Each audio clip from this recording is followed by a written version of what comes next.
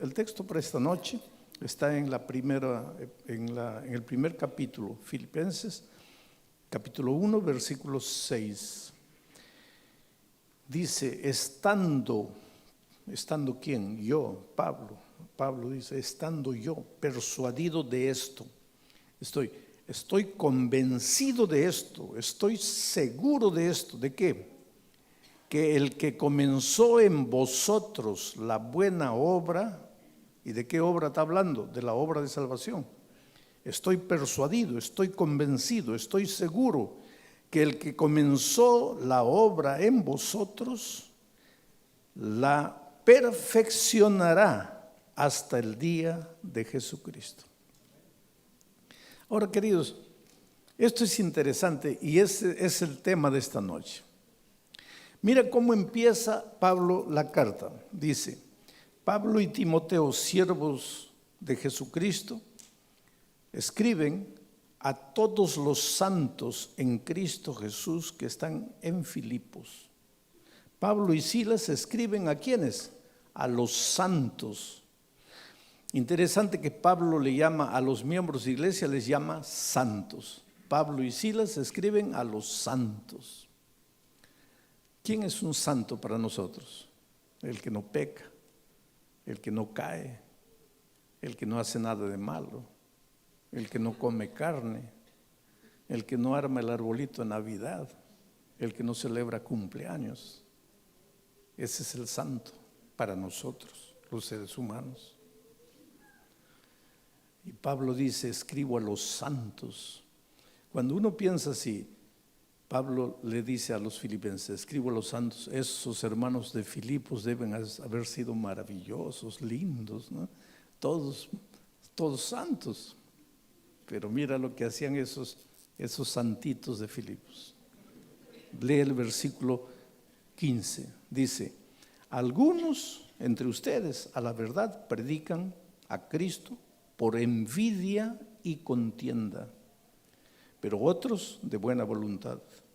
Los unos anuncian a Cristo por contención, no sinceramente, pensando añadir aflicción a mis prisiones. Esos eran los santos, envidiosos, peleadores. Hasta las cosas buenas que hacían, porque tú crees que predicar el evangelio es malo. No, predicar el evangelio es bueno, pero ellos predicaban el evangelio no por predicar el evangelio, sino porque querían decirle, mira Pablo, nosotros no necesitamos de ti, nosotros solos podemos. Por eso Pablo dice, algunos predican el evangelio por contienda, para añadir aflicciones a mis prisiones. Los hermanos de Filipos eran unos peleadores, ¿sabes? Entre ellos se comían vivos, discutían, peleaban. No reconocían la autoridad. Imagínate, la autoridad de Pablo, la autoridad apostólica de él, no la reconocían. Hablaban mal de sus pastores. Eso es los de Filipos, no ustedes. ¿Ah? Y Pablo les dice a los santos. ¿Cómo puede un peleador de esos ser santo? ¿Cómo puede un tipo de esos ser santo? Pero Pablo le dice, escribo a los santos. El problema, querido, aquí es, ¿cómo se es santo? En primer lugar, Pablo dice, Pablo y Timoteo, siervo de Jesucristo, escribo a todos los santos en Cristo Jesús. La única manera de ser santo es estar en Cristo Jesús.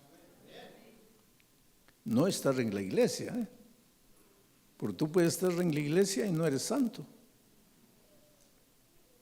Santo no es el miembro de iglesia, santo es el que está en Cristo Jesús. Pero pastor, entonces la iglesia no importa. Claro que importa, porque el que está en Cristo Jesús tiene que estar en su iglesia. ¿Y por qué? Porque Cristo es la cabeza y la iglesia es el cuerpo. Cristo es el esposo y la iglesia es la esposa. Porque también hay gente que dice, sí, yo amo a Jesús, pero no quiero saber nada con la iglesia. Yo amo a Jesús, pero no quiero saber nada con la organización. Yo no sé cómo ama a Jesús. Porque vamos a decir que yo le digo a este amigo, ¿cómo te llamas? Mira, César, te invito a cenar mañana a mi casa. Voy a preparar un espagueti al pesto que nunca has probado. Te espero a las 8, pero no me traigas a la sinvergüenza de tu esposa. ¿Aceptarías esa invitación, no? Pues qué hombre que se presa de hombre podría aceptar una invitación de esas. Ahora, ¿cómo hay gente que se atreve a decir, yo amo a Jesucristo, Jesucristo es todo, pero con la organización no quiero saber nada porque ahí hay pecado, porque hay esto? ¿Cómo puedes pensar así? ¿Cómo crees que Jesús te va a aceptar cuando tú rechazas a su esposa? Porque Jesús es el esposo y la iglesia es la esposa. Y la Biblia dice, débil o defectuosa como la iglesia pueda ser, es la niña de los ojos de Dios. No te atrevas a tocarla. Débil y defectuosa. Ahora yo te hago una pregunta, ¿por qué tú piensas que la iglesia es débil y defectuosa? Yo sé por qué. Porque yo soy miembro de esta iglesia. Porque si yo no fuera miembro de esta iglesia, la iglesia no sería débil y defectuosa. Porque te voy a hacer raciocinar. Imagínate si todos los miembros de la iglesia fueran como tú, con ese carácter que tienes, lindo, maravilloso, así como tú, ahí sería perfecta, ¿no es cierto? Tú te das cuenta por qué la iglesia es débil y defectuosa. Entonces, ¿por qué entras y comienzas a apuntar con el dedo? Este, aquel, el otro. Todos nosotros somos santos, pero todavía no somos santos. Todos somos santos, pero estamos en proceso de crecimiento.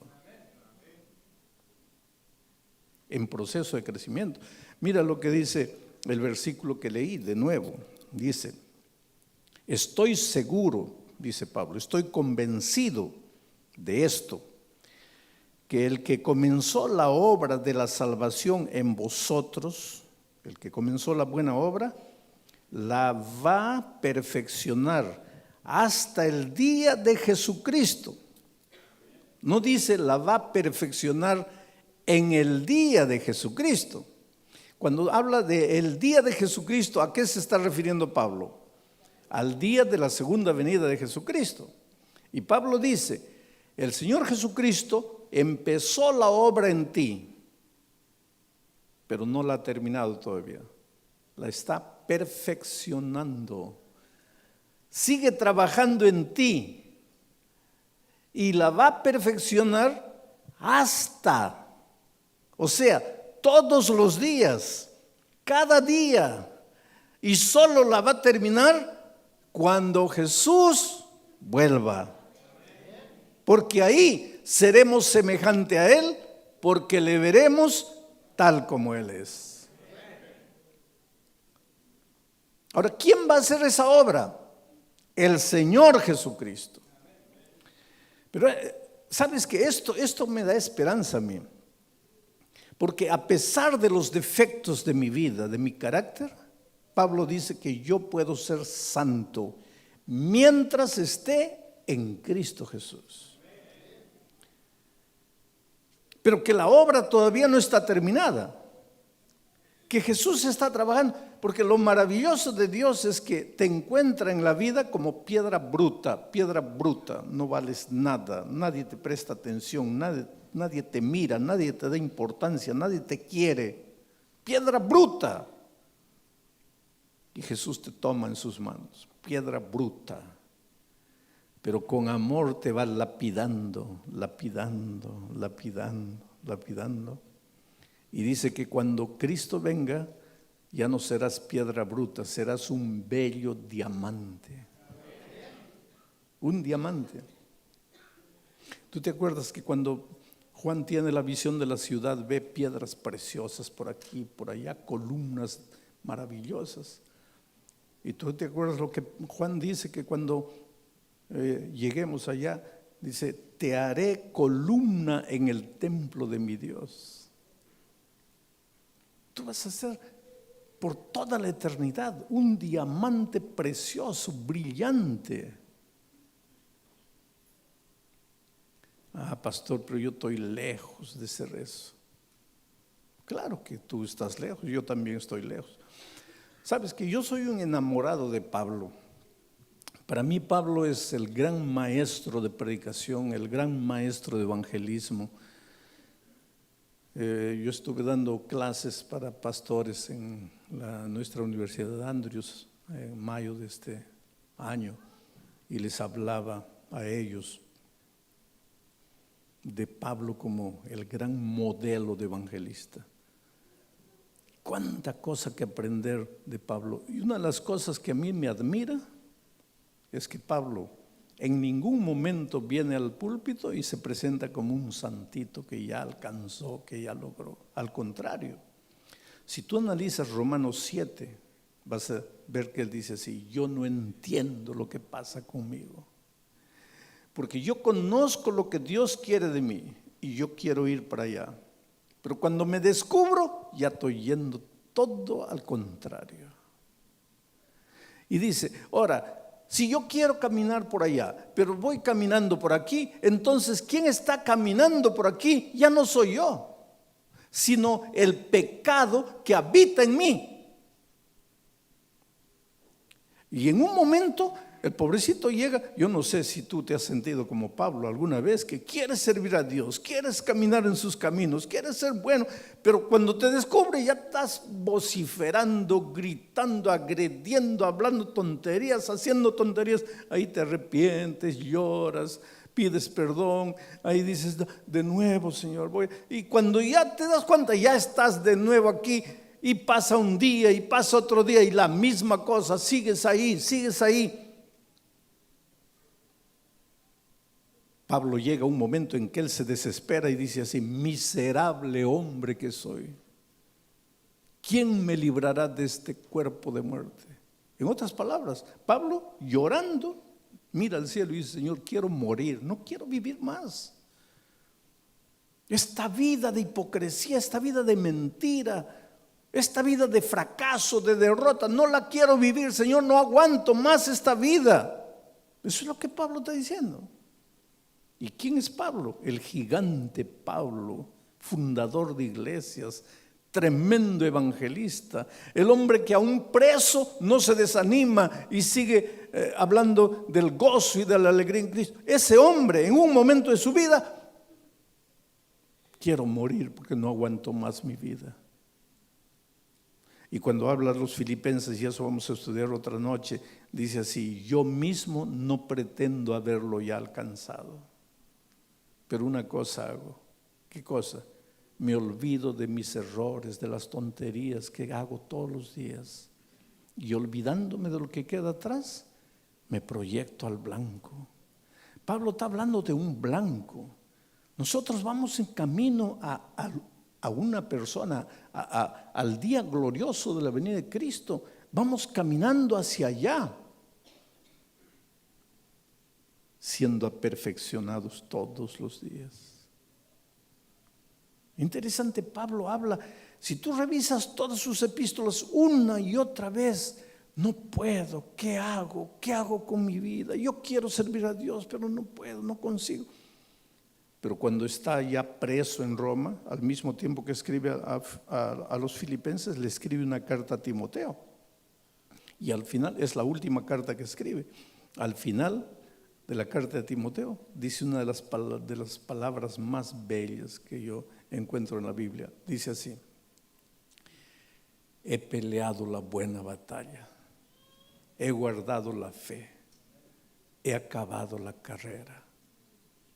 Ahora estoy listo para recibir la corona de justicia, que está reservada no solamente para mí, sino también para todos los hermanos de Sacramento. ¿Cómo puede ese hombre que durante años decía, no puedo, no sé qué hacer conmigo, miserable hombre que soy, todavía no lo he alcanzado, me olvido de lo que queda atrás, ¿cómo puede ese hombre haber llegado en un momento de su vida y decir, acabé, ahora sí estoy listo para encontrarme con Jesucristo? ¿Por qué? ¿Por qué dice eso? Porque él creía, por eso dice, estoy persuadido de esto, estoy convencido de esto, estoy seguro de esto, que si Jesucristo un día te encontró en la vida perdido, acabado, destruido, deformado por el pecado, y Él comenzó la obra en ti, la va a terminar un día, hasta el día de la venida de Cristo, la va a terminar trabajando constantemente todos los días.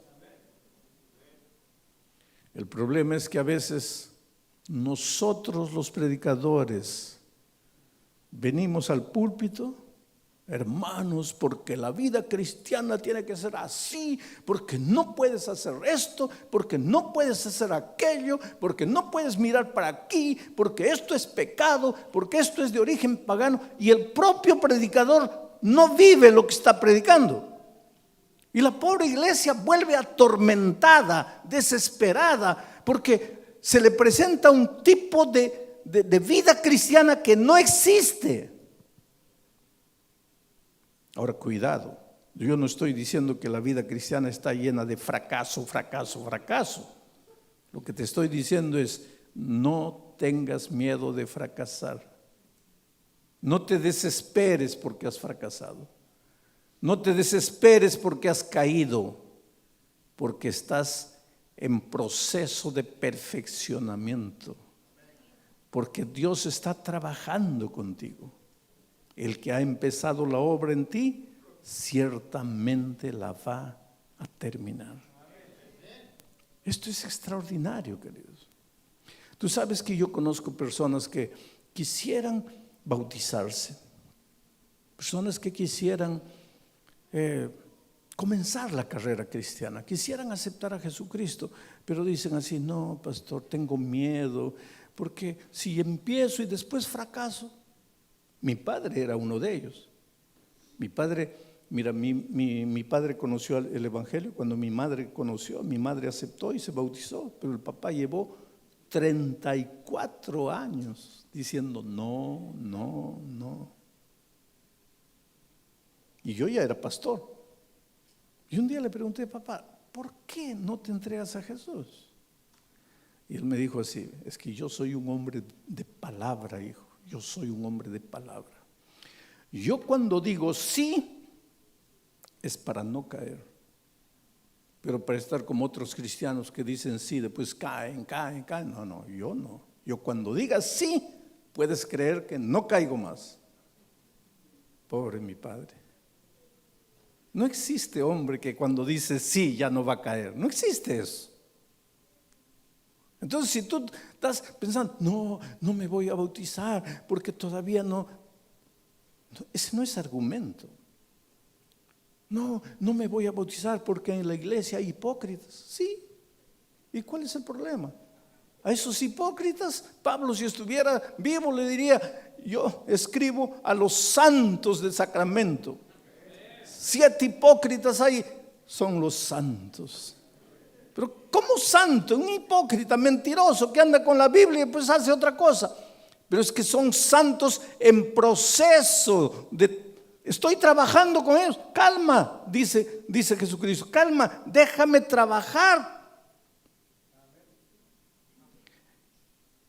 Tú sabes que tal vez tú no has llegado todavía al ideal que Dios tiene para ti, porque tú no le dejas a Jesús trabajar en tu vida, porque tú mismo te vives cobrando, tú mismo te vives exigiendo. Entonces, ¿qué pasa?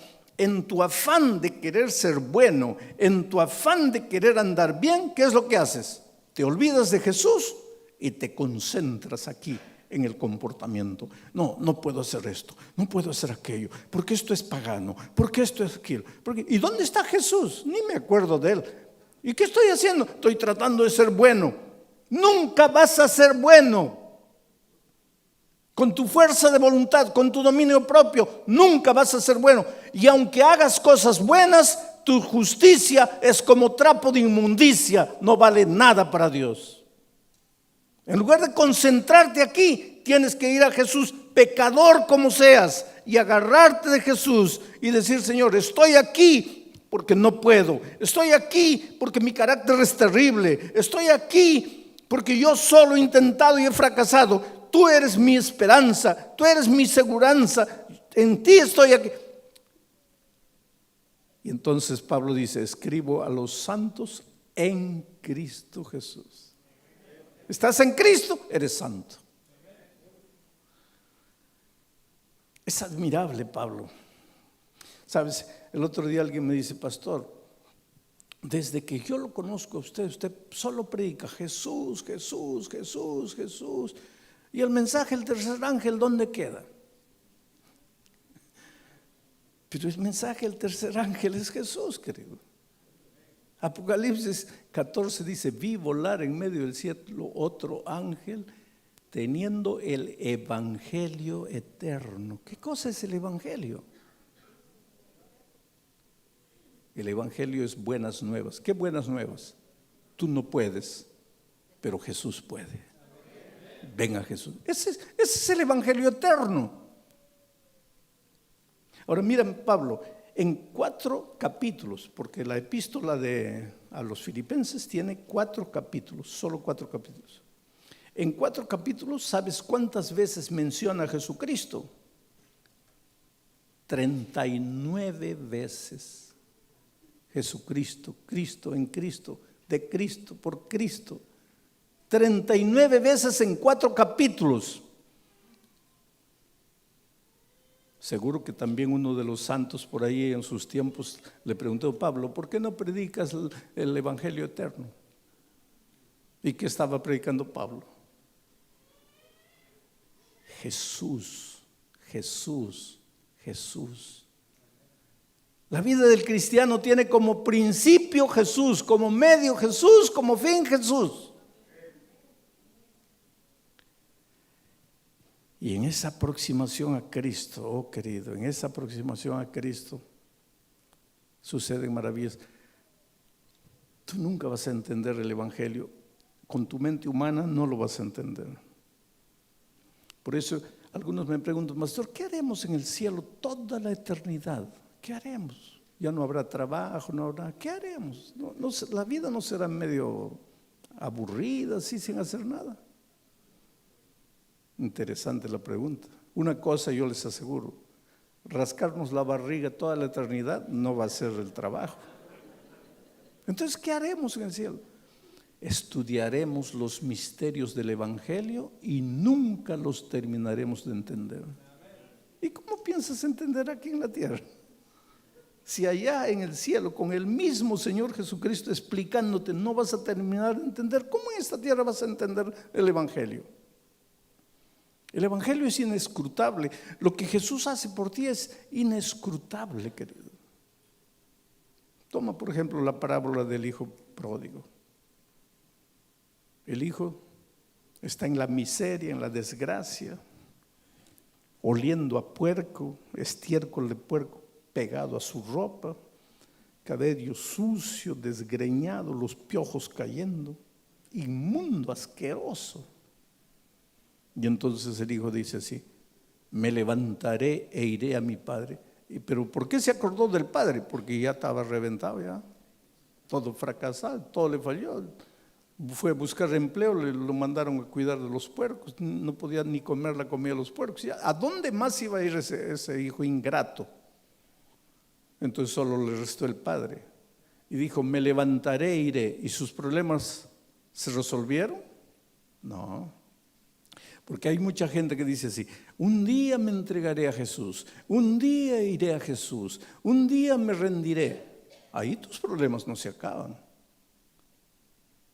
Con una decisión de un día iré, un día me bautizaré, un día ahí no se resuelve nada. Los problemas se terminan cuando dejas de decir un día y te levantas y vas, como el hijo pródigo. ¿Pero qué hizo el hijo pródigo antes de ir? Se bañó, se cortó el cabello, se echó perfume, se cambió de ropa y bien limpiecito se fue. No. Y eso es lo que mucha gente No, pastor, es que yo todavía tengo problemas para arreglar. Pero ve a Jesús con tus problemas. No, pastor, es que yo todavía fumo. Pero ve a Jesús con tu cigarro. No, es que yo tengo 3 mujeres. Ve con las 3 mujeres. Ahora, si tú solito puedes cambiar tu vida, ¿para qué necesitas de Jesús? Tú tienes que ir a Jesús como estás. ¿Por qué? Porque Él es el que te cambia. Él es el que comienza la buena obra en ti, no eres tú. Entonces tú ve a Jesús, entrégate a Jesús como estás. Pero es interesante este aspecto de la parábola que poca gente conoce. ¿Qué dice la parábola? Que cuando el Padre, que representa a Jesucristo, vio a su hijo venir a lo lejos, dice que Él corrió a su encuentro y lo abrazó y lo besó. Y todos piensan, qué bonito, lo abrazó y lo besó, pero tú no sabes lo que eso quiere decir. Es que la cultura ya era una cultura diferente a la nuestra. Hoy día un hijo es ingrato con el papá, se va, no se acuerda de él y todavía le roba dinero antes de irse. Hoy día no le sucede nada, pero en los tiempos del hijo pródigo, eso merecía la pena de apedreamiento. Lo apedreaban hasta morir al hijo ingrato, al hijo rebelde, al hijo que en vida le había pedido la herencia al padre. Ese merecía morir a pedradas. ¿Y por qué el padre corrió? Corrió porque lo amaba, pero también corrió porque quería salvarlo, quería protegerlo, porque si no lo abrazaba, si no lo cubría con sus brazos, lo iban a matar. Entonces él, al abrazar a su hijo, lo que estaba diciendo es: si van a apedrear, apedréenme a mí, pero yo voy a salvar a mi hijo. Ese es Jesucristo. ¿Cuántas veces yo encuentro gente que dice: pastor, no, para mí ya es tarde, para mí ya no hay perdón, pastor? Usted no sabe lo que yo he hecho, usted no tiene ni idea de cómo he vivido. No, yo no tengo idea de cómo has vivido, pero yo sé quién es Jesucristo. Y yo sé lo que Él es capaz de hacer en tu vida. No importa quién eres, no importa cómo has vivido, no importa cuán lejos te has ido, cuán hondo has caído. Has entrado esta noche aquí. No tienes por qué volver sin esperanza de salvación. Jesús te abraza. Pastor, pero es que yo merezco la muerte. Sí, mereces la muerte, pero Jesús te ama. Yo estaba predicando en el Estadio Nacional de Lima hace muchos años atrás, unas 45,000 personas llenando el estadio. Eran los tiempos de las guerrillas. Había un movimiento revolucionario llamado el Sendero Luminoso. Ese movimiento hizo tanto daño al país. Esos guerrilleros entraban a una ciudad, a un pueblo de la sierra, del interior, mataban a todos los habitantes del poblado, ¿sabes? Mataban a hombres, mujeres, niños, mujeres embarazadas, mataban a todos. Las madres a veces se arrodillaban pidiendo compasión, no mates a mi hijo. Mujeres embarazadas, los mataban a todos, los degollaban. ¿Por qué? Porque así cuando el movimiento llegara al otro poblado ya no encontraría resistencia, porque los otros ya se entregaban. Mataron miles y miles de personas. Ahora, ellos, en la opinión de ellos, ellos no mataban por matar. Quiere decir, ellos tenían un objetivo, un sueño, y el sueño de ellos era destruir la sociedad actual, que para ellos estaba corrompida, podrida, y querían construir una nueva sociedad. Entonces para eso era necesario derramar sangre, aunque sea sangre inocente. Una de esas noches que yo estoy predicando ahí en el Estadio Nacional, viene un hombre con una gorra, lentes oscuros en medio de la oscuridad de la noche, bufanda. Era junio, mes frío allá en Lima. Y dice: pastor, Yo no he venido aquí a escuchar el Evangelio.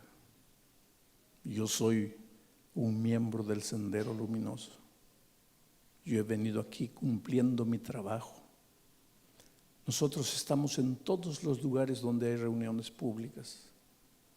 Yo vine aquí al principio de la semana por eso, cumpliendo mi trabajo, mi deber. Pero anoche, pastor, cuando usted predicó de la muerte del Señor Jesucristo, yo entendí que toda la sangre que tenía que derramarse para construir una nueva sociedad ya fue derramada en la cruz del Calvario. Pero pastor, ¿qué quiere que haga con mi vida ahora? ¿Qué quiere que haga con tantas personas inocentes que he matado? Mis manos están manchadas de sangre. ¿Qué quiere que haga con mis pesadillas horribles en la noche cuando madres arrodilladas me piden que no las mate y yo las maté? ¿A dónde voy, pastor? ¿Qué hago con mi vida? Yo no merezco el perdón de Jesucristo. Yo merezco la muerte.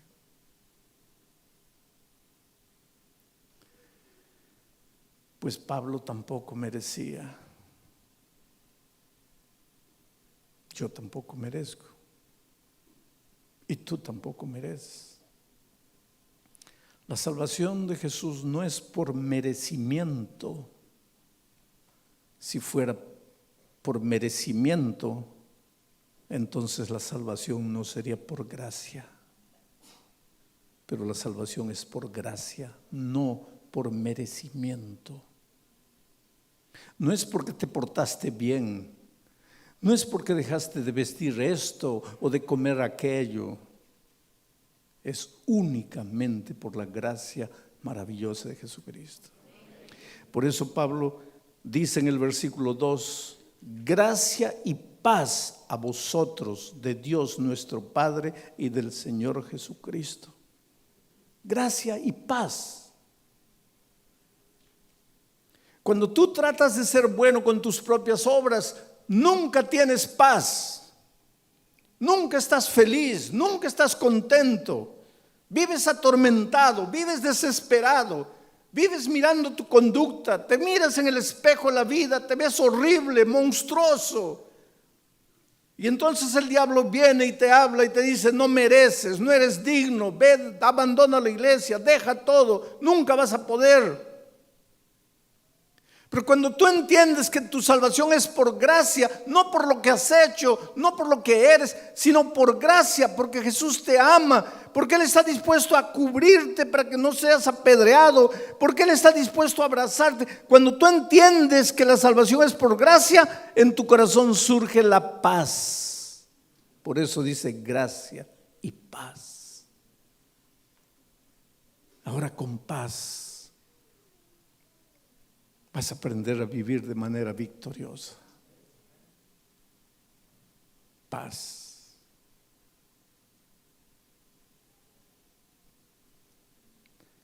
¿Por qué no logras vivir una vida de victoria? Porque en lugar de estar preocupado en ir a Jesús y vivir con Él, estás más preocupado en portarte bien. Olvídate de portarte bien. Ve a Jesús como estás. Y vas a ver que cuando estás en Cristo, el buen comportamiento aparece. No porque te esforzaste, sino porque estás en Cristo. Y cuando estás en Cristo, ahí viene lo que Pablo dice: ya no vivo yo, Cristo vive en mí. Y si Cristo vive en mí, ¿voy a andar en los caminos del mal? No puedo, porque Cristo me dirige, Cristo me orienta, Cristo me acompaña. Eres precioso a los ojos de Dios. Tú no tienes idea de cómo Dios te ama, de cuánto tú vales. Y esta noche te voy a hacer una invitación. Esta invitación no es para los miembros bautizados de la iglesia, porque un día ustedes ya se levantaron, ya fueron adelante, ya le entregaron la vida a Cristo. esta invitación que voy a hacer es para ti, que estás estudiando la Biblia, que estás conociendo el Evangelio, que tal vez esta noche has venido porque un amigo, un pariente, un vecino te ha traído a la iglesia, pero que esta noche quisieras decirle: Señor, yo te entrego mi vida, yo quiero sentir tu abrazo, yo quiero sentir paz en mi corazón. ¿Sabes lo que te voy a pedir? Que si tú quieres entregarle la vida a Jesús, te levantes y vengas aquí adelante, porque yo quiero hacer una oración especial por ti esta noche.